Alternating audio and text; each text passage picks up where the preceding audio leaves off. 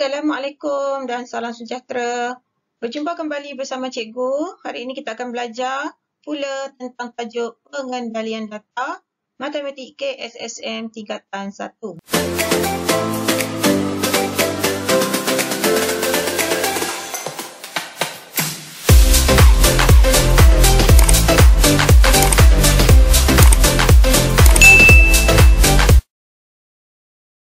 Kita ulang kaji dahulu apa yang perlu difahami dalam tajuk pengendalian data.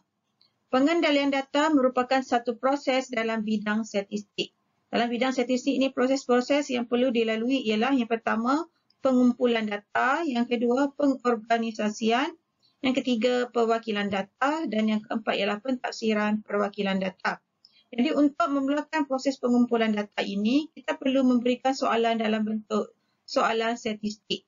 Soalan statistik bermaksud soalan yang boleh dijawab dengan mengumpul data dan terdapat keragaman ataupun keboleh-ubahan dalam data tersebut. Umpamanya, berapakah tinggi murid dalam kelas 1 amanah? Yang kedua, apakah makanan kegemaran murid kelas 1 amanah? Jadi ada terdapat pelbagai keragaman dalam jawapan kepada soalan statistik ini.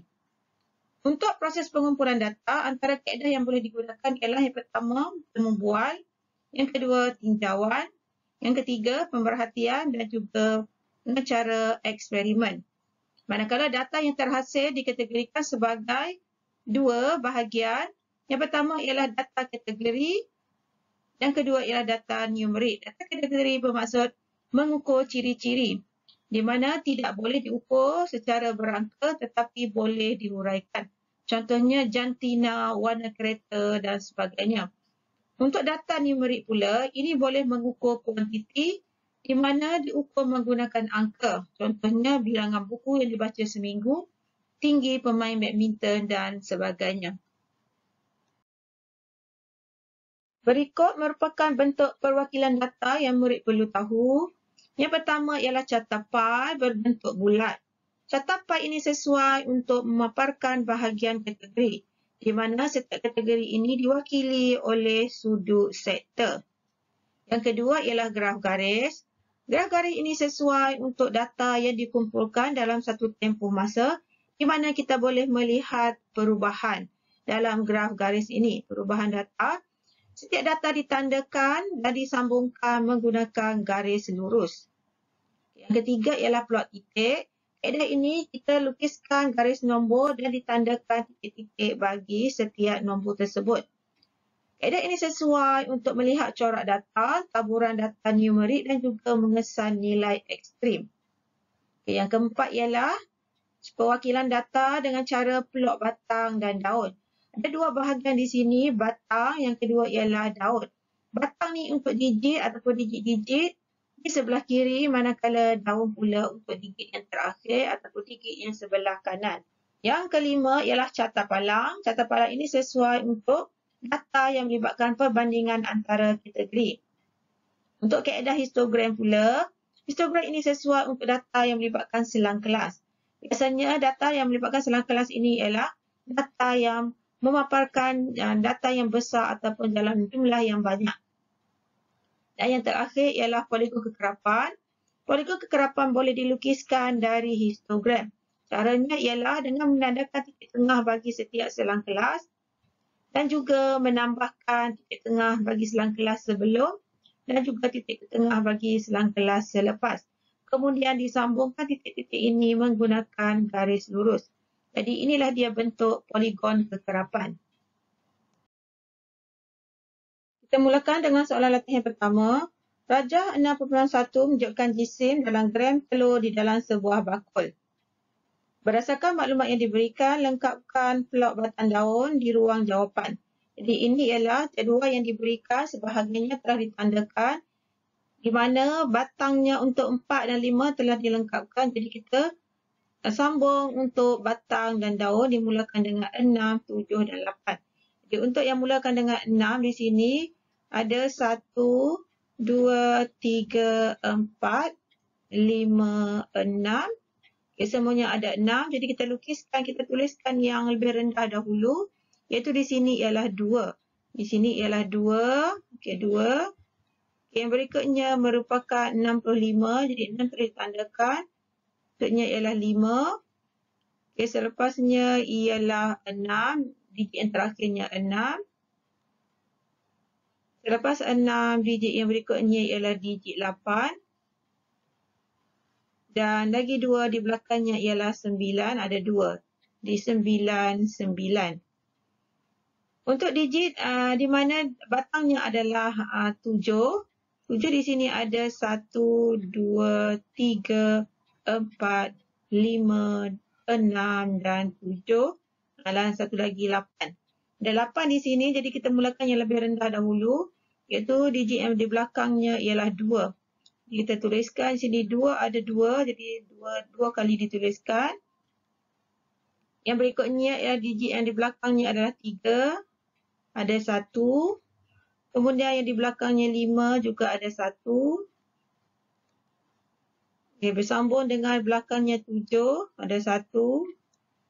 Okay, belakangnya 8 ada 1. Dan akhir sekali di belakangnya digit 9 ada 2. Tulis 9, 9. Untuk digit yang batangnya 8, okay, di sini ada 1, 2, 2 sahaja. Jadi yang digit di belakang yang kecilnya ialah 1, yang lebih rendah 1. Kemudian satu lagi 2. Jadi untuk kekunci di sini 49 bermaksud 49. Soalan yang kedua, cadangkan satu perwakilan data yang sesuai untuk memaparkan maklumat yang diwakili oleh plot, batang dan daun itu. Okey, ada perwakilan data lain yang sesuai ialah kita boleh gunakan juga plot, titik.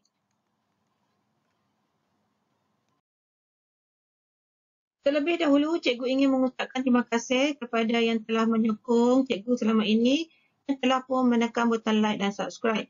Kepada yang belum, harap dapat menekannya di bawah. Soalan ini merupakan soalan Peluang PT3 2019.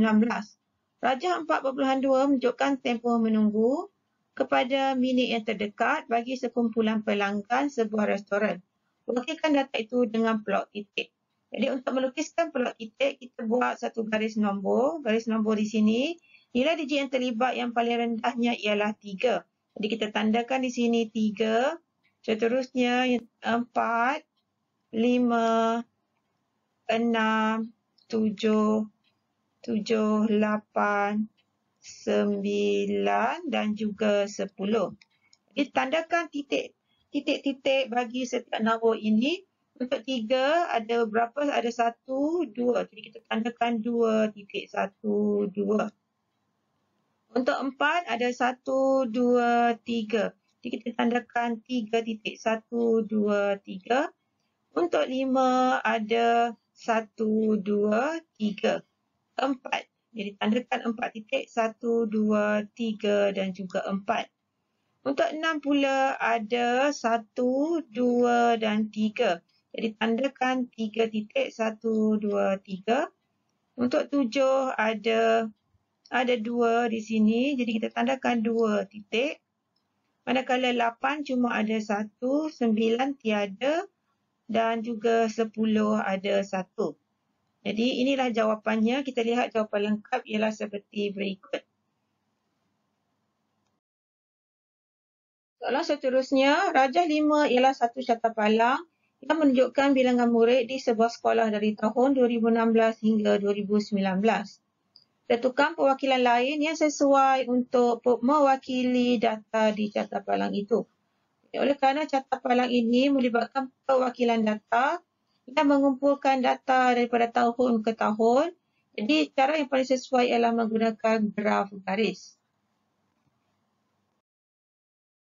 Soalan yang terakhir merupakan soalan sebenar PT3 2018. Soalannya agak mencabar, jadi kita perlu berhati-hati membacanya. Rajah 9 menunjukkan catapan bagi grade pencapaian matematik dalam peperiksaan akhir tahun di sebuah sekolah. Bilangan calon yang mendapat grade B dan grade D adalah sama. Manakala bilangan calon yang mendapat grade C adalah 2 kali bilangan grade A. Dan grade E ialah 1/20 daripada jumlah calon sekolah itu. Cari jumlah sudut sektor bagi mewakili grade C, grade B dan grade C. Jadi ada beberapa langkah yang perlu dilakukan. Yang pertama ialah kita kenal pasti dahulu berapakah sudut sektor yang diwakili oleh setiap bahagian A, B, C, D dan juga E. Diberi maklumat di sini, A-nya ialah 15%, B-nya tidak diketahui, C-nya, jadi diberi maklumat C-nya ialah 2 kali, C ialah 2 kali grade A. Jadi bermaksud 2 didarabkan dengan 15 bersamaan dengan 30%. Jadi C-nya ialah 30%. Manakala untuk D juga tidak diketahui, E ialah 1/20, 1/20 daripada jumlah calon sekolah. Jumlah calon sekolah bermaksud 100%. Jadi 1/20 darab 100% ini merupakan 5%. Jadi E-nya adalah 5%. Jadi dijumlahkan A, C dan juga E, kita akan dapat 50%. Jadi sepatutnya keseluruhan ini perlulah 100%. Jadi bakinya ialah 100% ditolakkan dengan 50%, ditolakkan 50% akan dapat 50%. Jadi bermaksud 50% ini adalah untuk B dan D. Oleh kerana kedua-duanya adalah sama, jadi kita bahagikan 50% dengan 2, kita akan dapat 25%. Jadi B sebenarnya 25%, D juga 25%. Jadi di sini B-nya kita tandakan sebagai 25%, C-nya ialah 30%, D 25%, manakala E-nya ialah 5%. Okay, seterusnya untuk menjawab soalan jumlah sudut sektor yang mewakili B dan C, bermaksud B dan C ini, daripada maklumat peratus ini kita tukarkan kepada sudut sektor. Jadi peratusnya ialah 25% ditambahkan dengan 30%.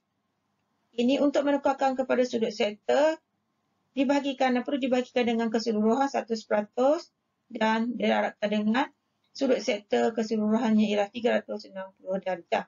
Di keseluruhannya kita akan dapat menggunakan kalkulator, kita akan dapat 198 darjah. Alhamdulillah, selesai siri pertama untuk tajuk pengendalian data. Mohon doakan yang baik-baik untuk keluarga cikgu dan teruskan menyokong cikgu.